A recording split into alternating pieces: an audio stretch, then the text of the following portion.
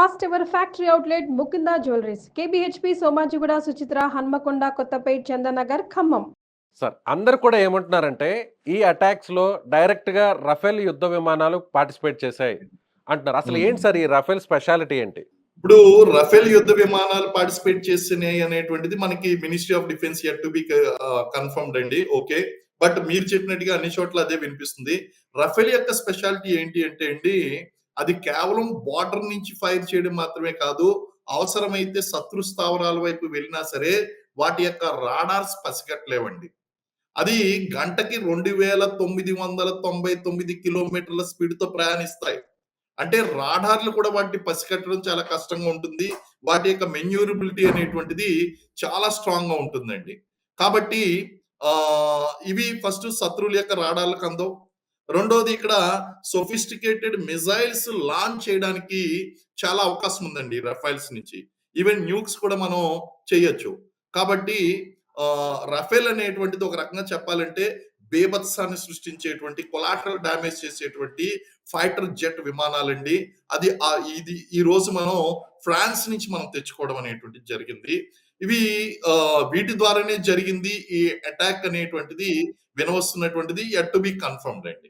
Okay. ఇది ఎంత దూరం వరకు ప్రయాణించే ఛాన్స్? అంటే మీరు చెప్పినట్టుగా కొన్ని నిమిషాల వ్యవధిలోనే వందల కిలోమీటర్లకు వెళ్తుంది. గంటకు దాదాపు 3000 కిలోమీటర్ల వేగంతో వెళ్తుంది అంటున్నారు.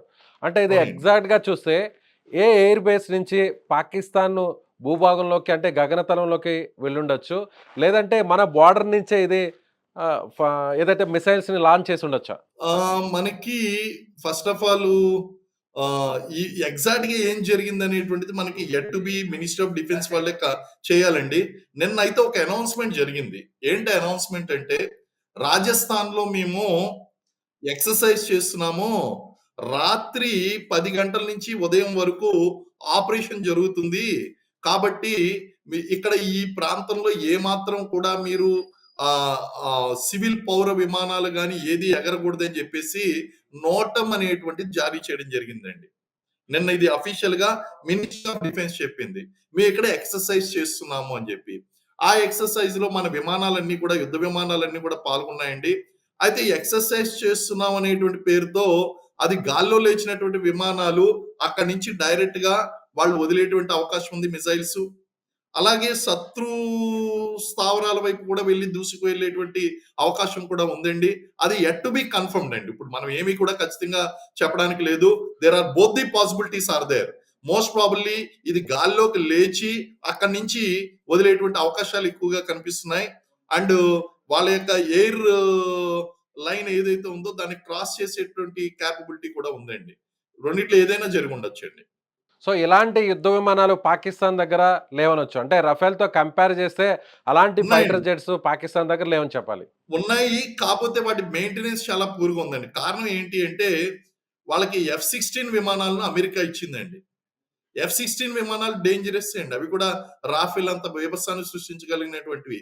అయితే పాకిస్తాన్ తన యొక్క డిప్లొమాటిక్ సపోర్ట్‌ని పాకిస్తాన్‌కి అమెరికా ఆపివేసిందండి. కాబట్టి ఆ మెయింటెనెన్స్‌లో చాలా ప్రాబ్లమ్స్ ఉన్నాయండి. ఆ మెయింటెనెన్స్ చేసుకునే కెపాసిటీ పాకిస్తాన్‌కి లేదు. కాబట్టి వాళ్ళకి సోఫిస్టికేటెడ్ విమానాలు ఉన్నా సరే పని చేయనటువంటి పరిస్థితిలో ఉందండి వాళ్ళది. ఏదైతే బ్యాన్ చేసిందో, బ్యాన్ చేసినటువంటి ఉగ్రవాద సంస్థల కార్యాలయాల మీద అటాక్ చేశామని మన రక్షణ శాఖ చెప్తుంది. విదేశాంగ శాఖ కూడా చెప్తుంది. సో, దీన్ని చూస్తే ఎవరు కూడా దీన్ని ఒక రకంగా అబ్జెక్షన్ చేసే పరిస్థితి లేదనుకోవచ్చా? ఈ ఆపరేషన్ ద్వారా? 100% 100% అబ్జెక్ట్ చేయడానికి లేదండి. అండ్ ఈ ప్లేసెస్‌లో మీకు ఉగ్రవాదులు ట్రైనింగ్ పొందుతున్నారు. మా భారతదేశంలో సమస్యలు సృష్టిస్తున్నారు అనేటువంటి విషయాలు గతంలో అనేక సార్లు మనం పాకిస్తాన్‌కి చెప్పాం. చెప్పినప్పటికీ వాళ్ళు యాక్షన్ తీసుకోలేదు. ఇంక మనం యాక్షన్ తీసుకోవాల్సొచ్చిందండి. ఇది ఏ దేశము కూడా మాట్లాడేటువంటి అవకాశం లేదు. మనం అన్ని రకాలుగాను పూర్తిగా ఆలోచించుకున్న తర్వాతే ఈ strikes non retaliated strikes, precision strikes, pre decided takes and well planned strikes గా మనం దీన్ని వర్ణించడం జరిగిందండి. అలాగే గతంలో జరిగినటువంటి అంటే పుల్వామా అటాకు, దానికి ముందు జరిగినటువంటి ఉరి ఇన్సిడెంట్ వాటితో పోలిస్తే ఇవాళ జరిగినటువంటి ఇన్సిడెంట్ అంటే ఇది ఆపరేషన్ సింధూర్‌ని ఎలా మనం కంపేర్ చేయొచ్చు? It is bit bigger than the earlier strike అండి. ఇంతకుముందు జరిగినటువంటి స్ట్రైక్స్ ఏదైతే ఉన్నాయో దాన్ని మించినటువంటి స్ట్రైక్ గా మనం చెప్తామండి. అదేవిధంగా దీన్ని మినిస్ట్రీ ఆఫ్ డిఫెన్స్ ఏమని వర్ణించింది అంటే it has been focused, measured and non escalatory operation in nature అని చెప్పిందండి.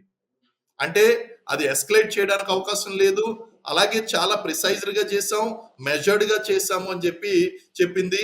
గతంలో బాలాకోట్ స్ట్రైక్ ఏదైతే ఉందో అది ఒక చిన్న స్ట్రైక్, అలాంటి 9 స్ట్రైక్లు ఒకేసారి జరిగినట్టు అయిందండి. సో ఇది okay. One of the major military operation అని చెప్పొచ్చండి మనం. అంటే మీ ఎక్స్‌పీరియన్స్‌ని బట్టి చెప్పండి సార్. ఇది వేరే వేరే చోట్ల నుంచి ఫైటర్ జెట్స్ కావచ్చు, లేదంటే మన భూభాగం నుంచి కావచ్చు, ఈ మిసైల్స్‌ని లాంచ్ చేశారనుకోవచ్చా? లేదంటే కేవలం ఒక ప్లేస్ నుంచే ఈ ఇన్ని టార్గెట్స్‌ని కూడా మనం రీచ్ అయ్యామనుకోవచ్చా? వేరే ప్లేసెస్ నుంచి వెళ్ళడానికి ఛాన్సెస్ ఉన్నదండి. ఒకే ప్లేసెస్ కన్నా ద ఫీజిబిలిటీ వేరియస్ ప్లేసెస్ నుంచి లాంచ్ చేస్తేనే అంత ఈజీగా. ఎందుకంటే టార్గెట్ అనేటువంటిది పాక్ ఆక్యుపైడ్ కాశ్మీర్ నుంచి ఇటు పంజాబ్ పాకిస్తాన్ బోర్డర్ వరకు విస్తరించి ఉందండి. కాబట్టి వేరియస్ ప్లేసెస్ నుంచి లాంచ్ చేయడానికి అవకాశాలు ఉన్నాయండి. ఈ ఆపరేషన్ వాయిస్ ద్వారా కేవలం పాకిస్తాన్ ఆక్రమించినటువంటి కాశ్మీరే కాకుండా, పీఓకే కాకుండా, పాకిస్తాన్‌లో ఉన్నటువంటి ఉగ్రవాద సంస్థ కార్యకలాపాలు, ముఖ్యంగా ఆ కార్యాలయాల మీద కూడా మనం అటాక్ చేసాం. అంటే సూపర్ పవర్ భారత్ దగ్గర ఉంది అని చెప్పడానికి ఇది ఒక ఎగ్జాంపుల్ అనొచ్చా?